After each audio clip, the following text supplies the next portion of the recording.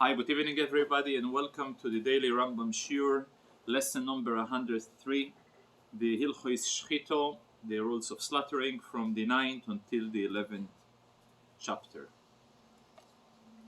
Many times when the Rebbe used to send a letter to the Shochtim, he was always quoting the Maimer Chazal where it says, Ein v'shochat elo moshach. When the Torah refers to the word slaughter, what it really means is not just the slaughter, but the elevation and the transformation from the animal from a domain of mundane world into a state of holiness.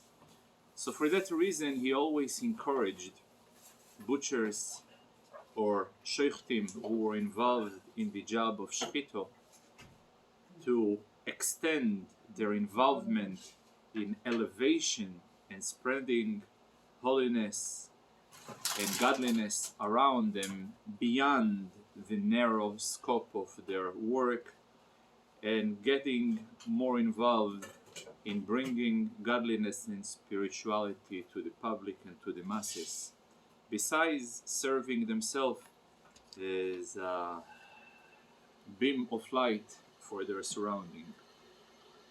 Today we are marking a very important day in the Jewish calendar, as our sages are telling us that was never as happy days as the 15th day of Av.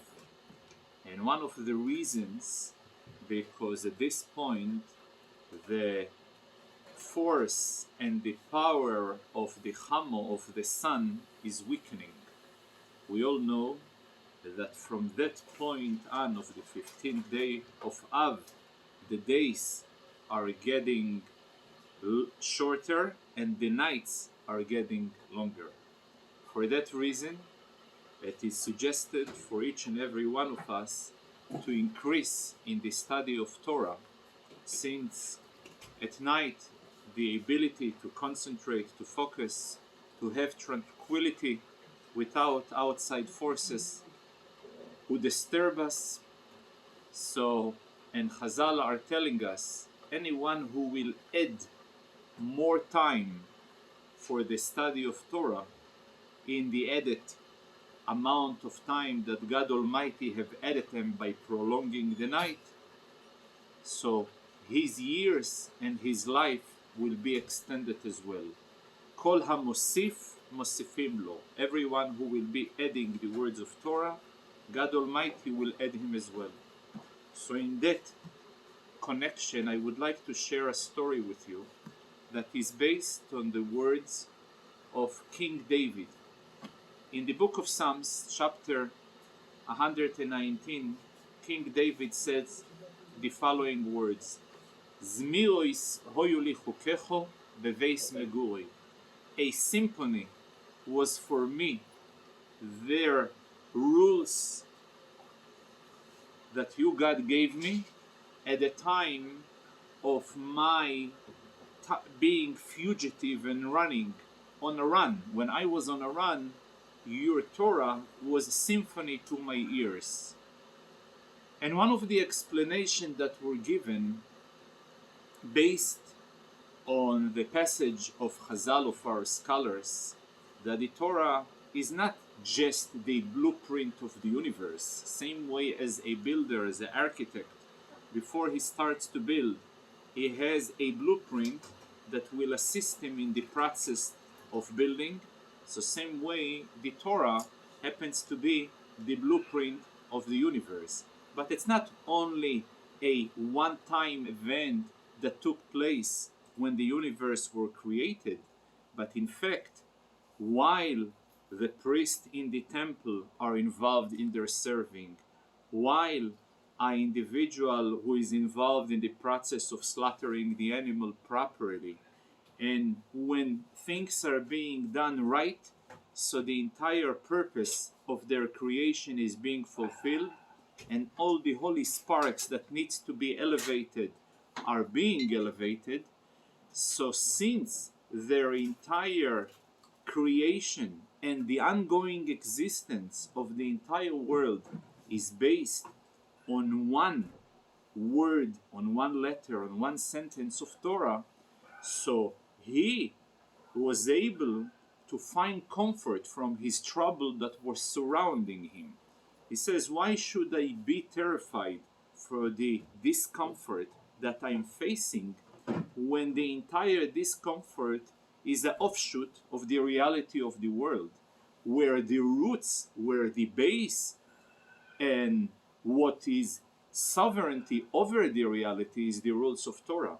For that reason, he felt that he was in a sense of symphony. And this explanation the Alter Rebbe gives in Igeres HaKodesh, Kuntra Sahoin, the 6th chapter, that he refers that Chayus Kol Ha'olamos, the energy of the entire world, is based on Dikduk Echod, on one fraction and one precise instruction following of the rules of Torah.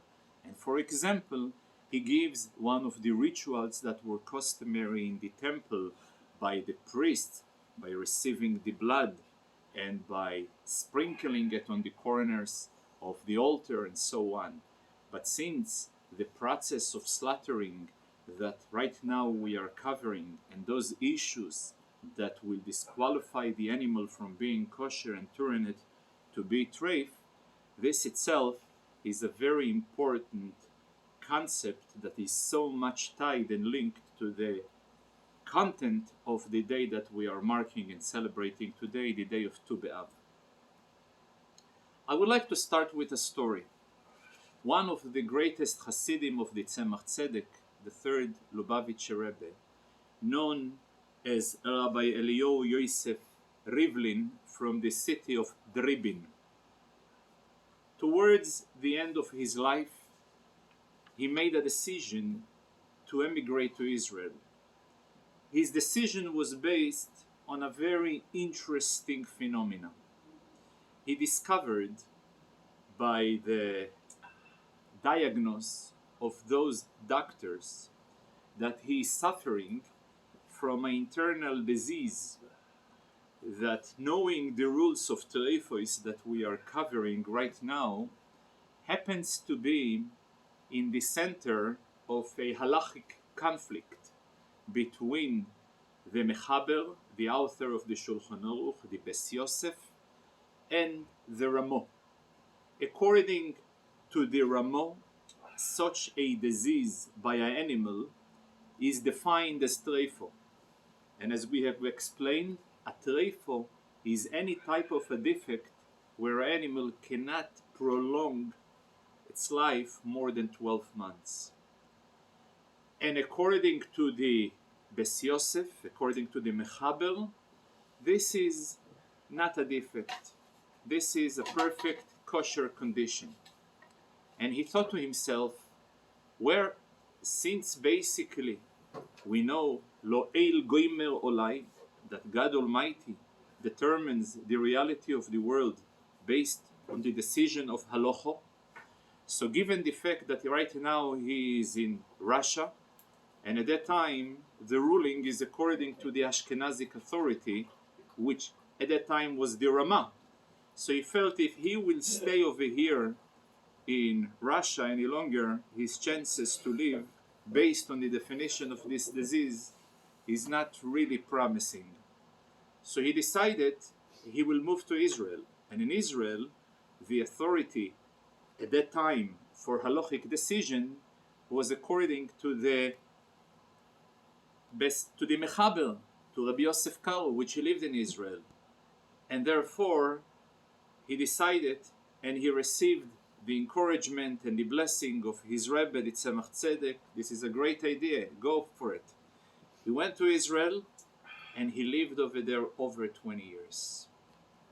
This is a very interesting story that is so much in echoing one of those issues that we are covering these days. In today's Rambam, the Rambam makes a summary of all the defects that will make an animal Trefe. And Trefe, as we have explained, that any type of a damage that will not going to make the animal live more than 12 months. This is in principle. Later on we will see how precise this definition is. However, in order to get a feeling for it, we must familiarize ourselves in general terms in a few sentences about the general structure of an animal. So animal consists of 6 systems that it contains. First of all, there is the digestive system, and obviously the digestive system includes the stomach, the intestines, and the esophagus. Then there is the system of the blood, which includes veins, the heart, and the pipes of the heart. There is the respiratory system, which is the lungs and the lobes of the lungs.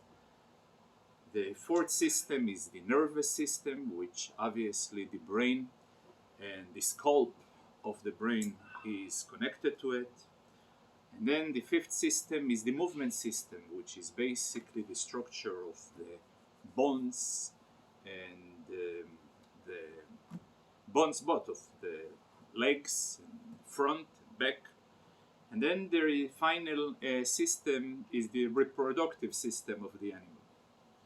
Now, then there is 8 types of damages that can occur in each and every item, each and every organ out of those 6 systems that we have just counted. In order to simplify it, like anything, our sages introduced us with abbreviatory words. There is 3 words that consists 8 letters. It will be easy to remember because the name of those letters is called Dan, Chanak, Nefesh. Dan is a name, Dan like Danny. Chanak, suffocated a soul. But each and every word of this sentence consists of abbreviation. The Dalet stands for Druso, parade, as we spoke yesterday. All the aspects, if one animal praise another animal, what will be the definition of praying? How? The second, it's called Nefulo, when an animal falls. This is the nun of the Dan. Nefulo, it's falls.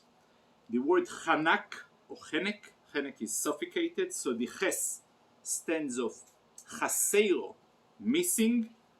The Nun stands of Nekuvo, hole or poked. The Kuf stands of Kruo, torn. The final words is Nefesh, which is also abbreviation of 3 words. Netulo, taken, psuko, split, shvuro.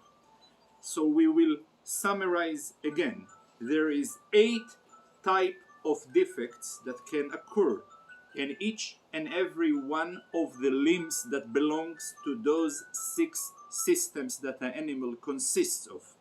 The damages falling, those 70 damages can be either by a prey, by a fall, by a missing limb, by a poked, torn, taken, split, or broken.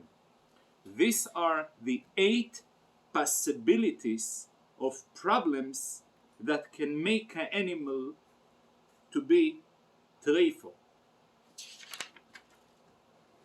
We'll give, obviously, in order to cover all of those details and all possibilities, will take months. However, we'll give a few examples to those defects, and later we'll try to summarize and give a few scenarios. So first of all, We spoke about one of them called a split. What example, what scenario we speaking about? So the Rambam gives a reference to the spinal cord. The spinal cord of an animal, as long as the majority of the circumference that covers the nerves of the spinal cord was split, it makes the animal trefe. Even if the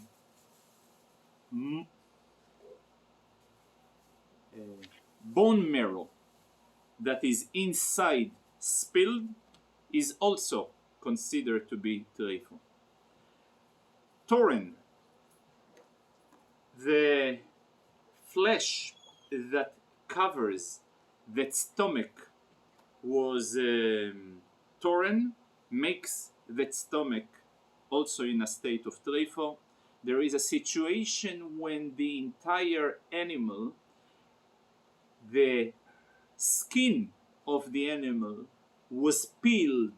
If the entire skin of the animal was peeled, also the animal will be considered trefe. However, if the majority of the skin was peeled and in the area that covering the spinal cord and on the stomach they are whole, the animal will remain kosher. Apparently, this area is the most sensitive as long the area of the spinal cord and the stomach are covered, so it saves the animal from being trefe. We have mentioned one of the defects that can turn the animal into a trefe when the animal falls. The question, what type of a fall?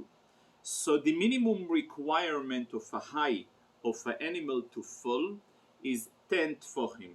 10 tefachim is about 1 meter. Anything above 1 meter, the animal is in a fall of above a meter, turns the end, the limbs and the organs of the animal have crushed, and the definition of a crush is the trauma and the waste of the shape. That's what makes an animal trefe. However, an animal sometimes can fall even from a higher than a meter.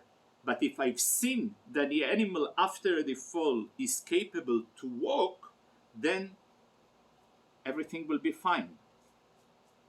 Another case, if, I know in gladiators they are always fighting with animals, but sometimes part of the entertainment in the olden days where they were giving to oxes and animals fight with each other, trained animal of fighting.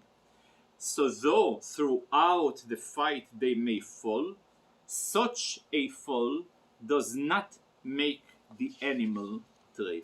Another example that will save the animal from the definition of fall when it's trefe, thieves, that they are stealing animals and they are transforming them, transmitting them from one place, one location to the other. And while they are transferring them from one place to the other, they may throw the animal and the animal falls. Generally, the way they are throwing and making the animal fall is with skillful way to make sure that the animal does not damage itself. However, the same thieves, if they have done it because they are suspecting that the authorities are after them and they're doing it out of fear, so the same motion that otherwise would be considered kosher, but since they're doing it with fear, so their attention is not given to their action, and therefore the animal will be considered in such a case trefe. There is a very interesting discussion about an animal that you are about to slaughter it.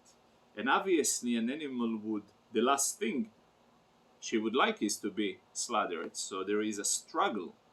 So despite the fact that throughout the struggle the animal will fall, nevertheless, given the fact that the animal is um, pressing deliberately with intention its own nails into the ground, that type of a fall doesn't make the animal treif. There is also a big consideration to what type of surface the fall is. For example, when we're talking about a bird, a chicken that is about to be slaughtered, there is a great consideration whether the surface have been soft or hard, if it falls on a hard floor or if it falls over straws, if it falls on water. Now, sometimes, even let's say the bird or an animal falls in water and it is a streaming water. So, one thing is for sure to determine that an animal has no suspicion of being treifo if it is capable to move or to swim against the stream of the water. This is a perfect proof that the behemoth is in a perfect condition. Further than this, even if it does swim in the stream of the water, if it is capable to swim quicker than other things that are being pulled by the water, this is also a proof that it moves on its own forces and not being just pulled by the water. However, if an animal fell, and I don't know whether the fell really crushed its bones and made the damage. So first of all, before I'm about to slaughter the animal, I gotta wait 24 hours. If I have not waited 24 hours, then the animal considered to be treif. If I have waited 24 hours, then I gotta check after the slaughter the internal parts of the animal to determine whether they are in a fine condition or they are damaged. The next chapter deals with the letter Shin, the final letters of the Nefesh, yeah? Dan Hanak Nefesh. Yeah? So the Shin refers to broken. Now,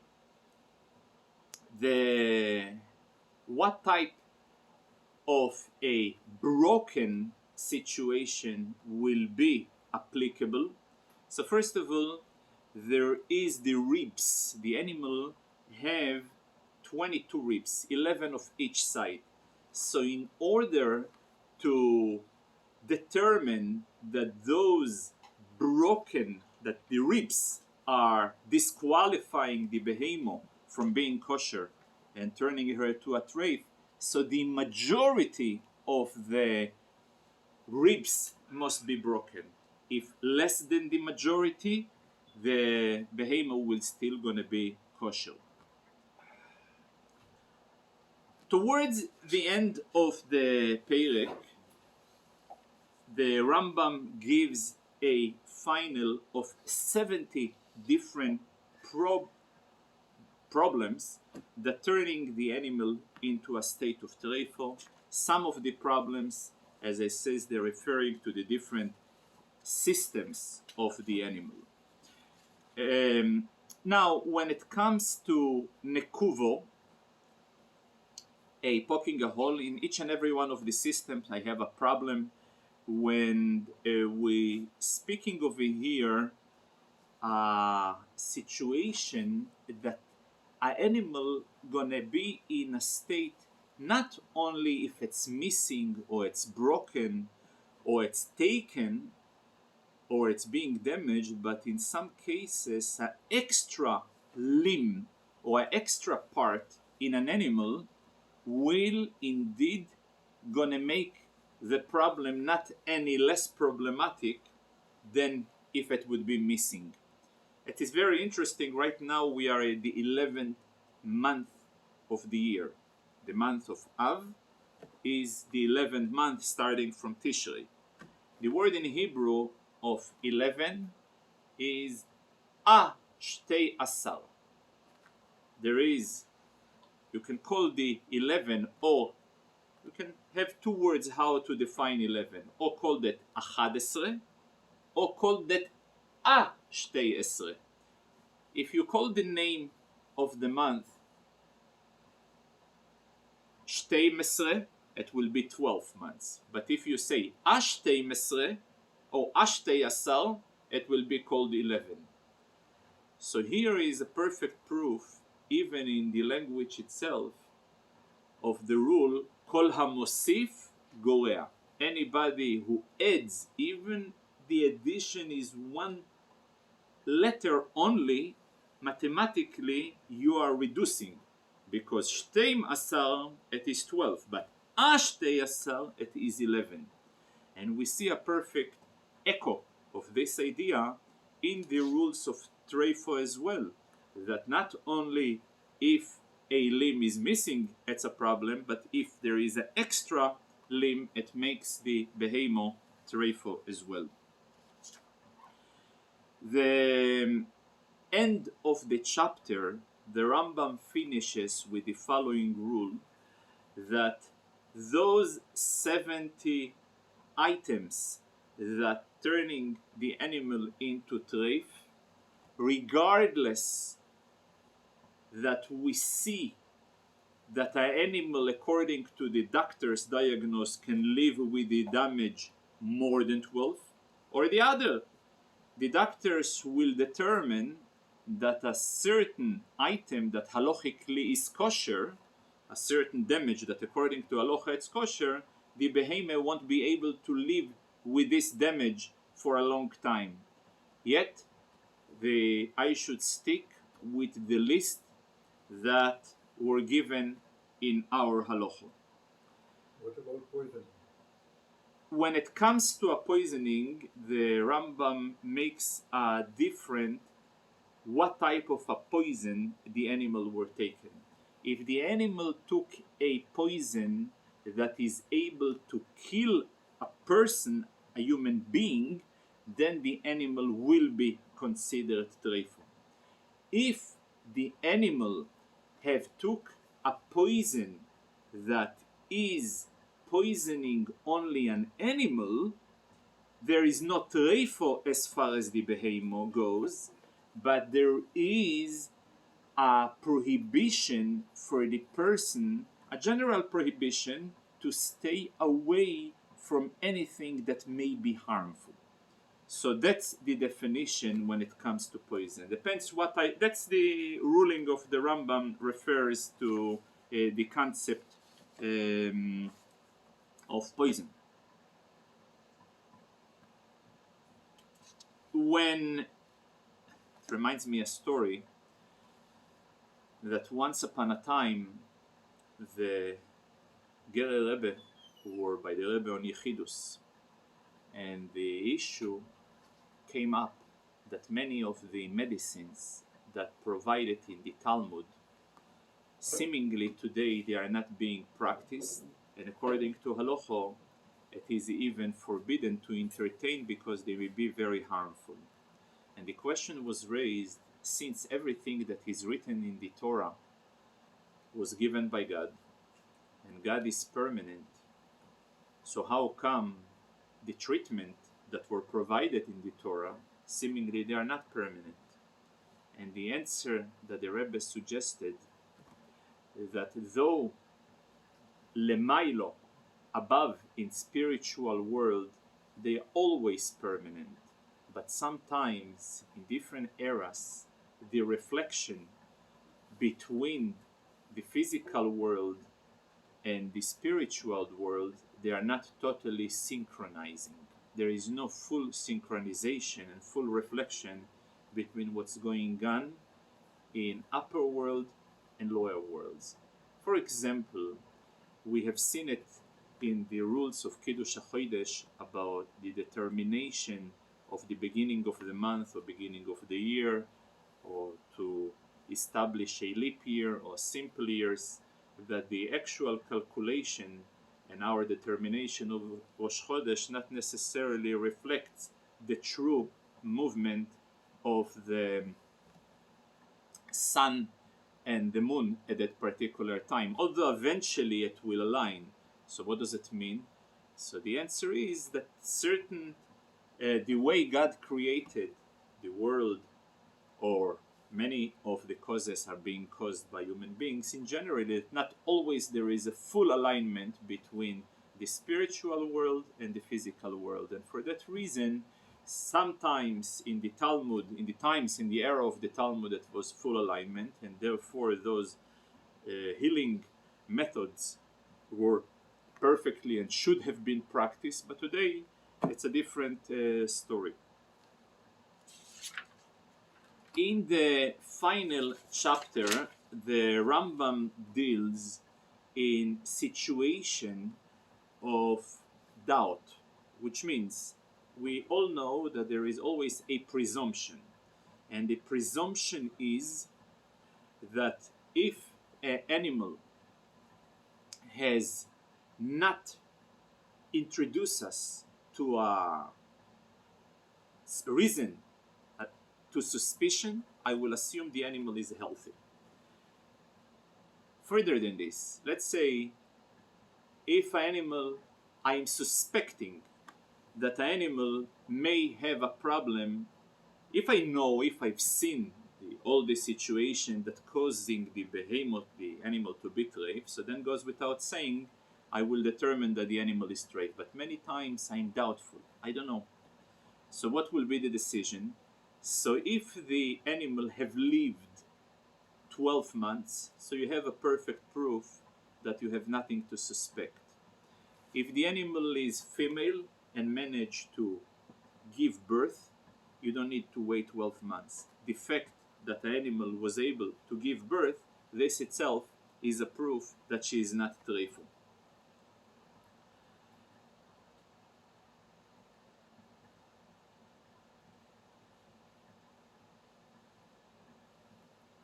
Then he deals with a very interesting concept, practice, that though at the times of the Talmud, the general assumption, if I don't see any issue, I will assume that is 100% kosher as far as the long goes.